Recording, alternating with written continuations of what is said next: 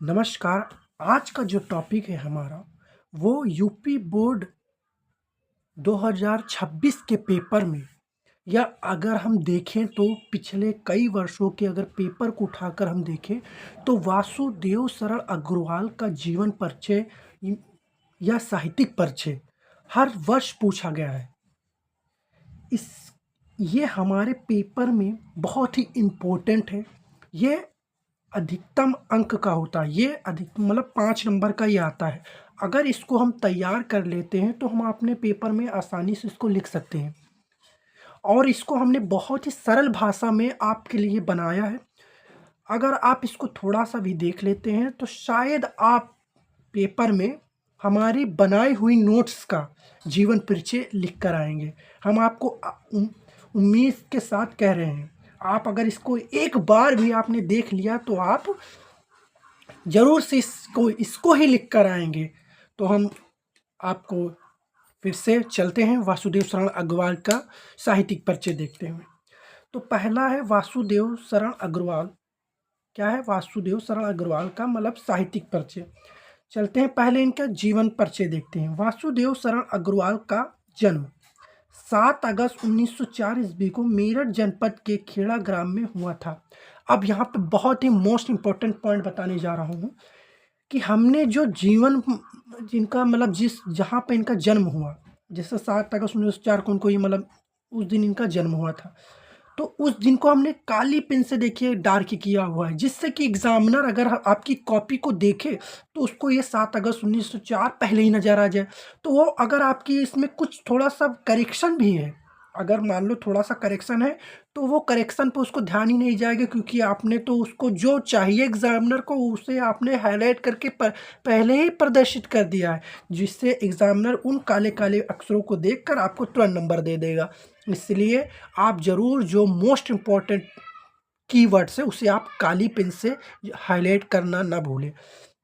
1904 ईस्वी को मेरठ जनपद के खेड़ा ग्राम में हुआ था। यहाँ पे भी देखिए हमने हाईलाइट कर दिया है।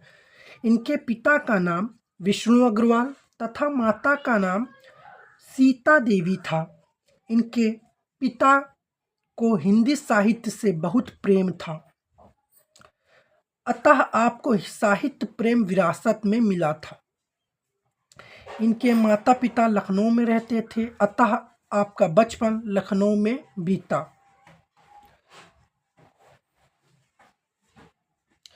सन 1929 ईस्वी में लखनऊ विश्वविद्यालय से MA किया। तदनंतर मथुरा के पुरातत्व संग्रहालय के अध्यक्ष पद पर रहे। सन 1941 ईस्वी में PhD तथा 1946 ईस्वी में D.Litt की उपाधि धारण की। अग्रवाल जी बहुत ही प्रतिभामुखी साहित्यकार थे। उन्होंने 1929 में लखनऊ विश्वविद्यालय से MA किया। तदनंतर मथुरा के पुरातत्व संग्रहालय के अध्यक्ष पद पर रहे।